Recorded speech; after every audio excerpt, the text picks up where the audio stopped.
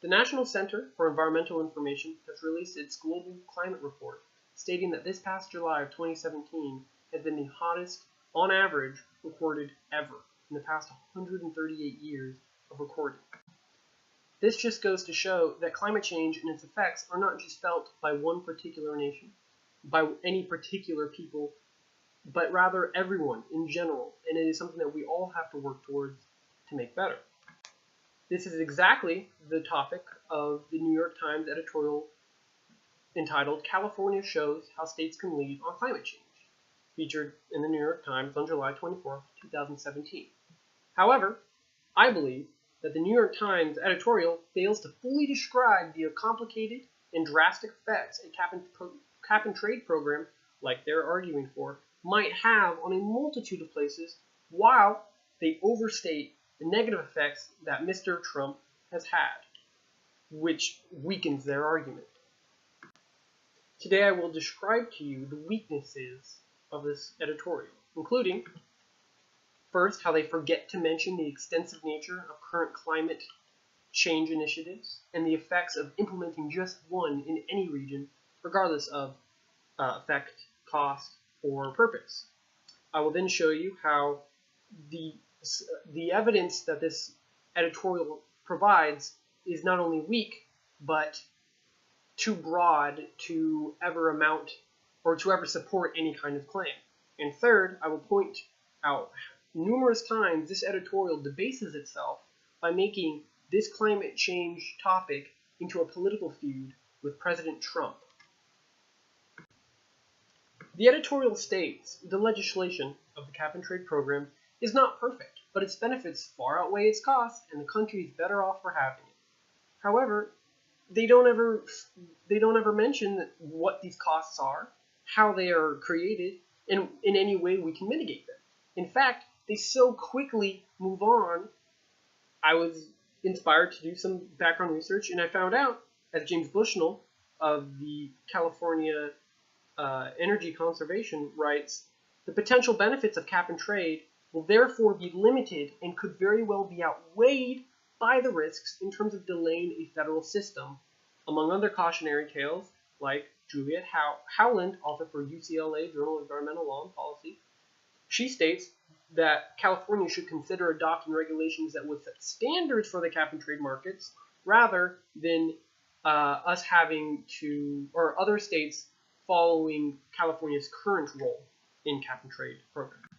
Another one of the editorial's weak arguments states that the RGGI, a regional group in the northeastern part of the United States, has helped reduce emissions from power plants in the region by 40%. Then cites the Acadia Center, what they call a research and public interest group, which actually is a group of climate change enthusiasts creating initiatives across the globe, or here in America.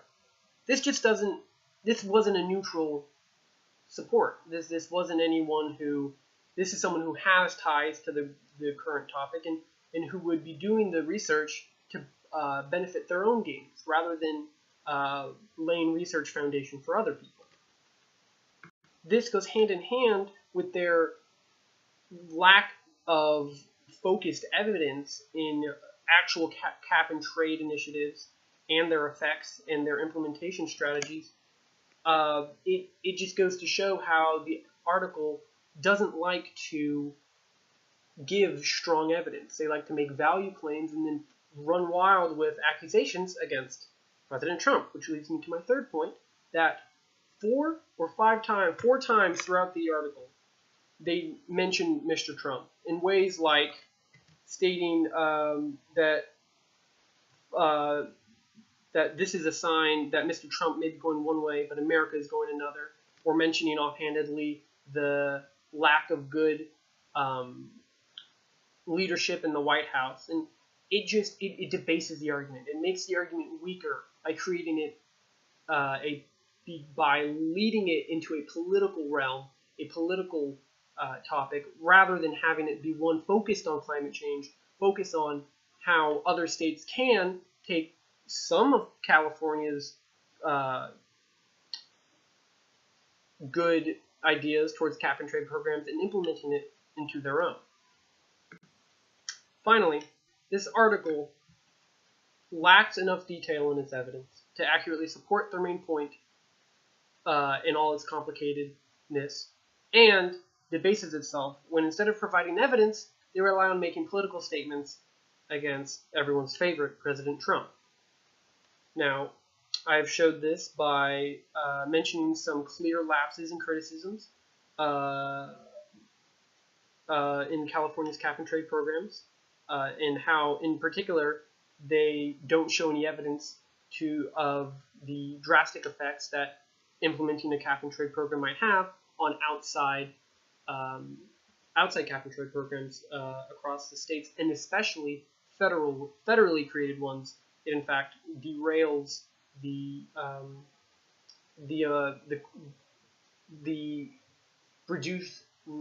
emissions reducing effects.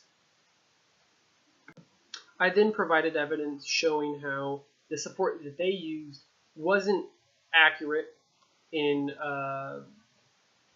supporting it, and how their focus on debating whether Trump is a good or bad president in fact weakens their argument of what should be focused on climate change initiatives.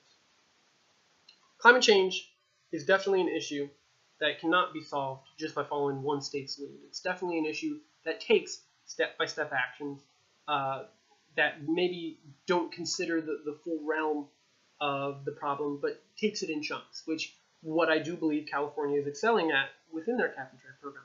However, this article doesn't clearly state ways in which we can benefit from this. It creates a weak argument that seems to only focus on President Trump rather than the benefits of a cap and trade program.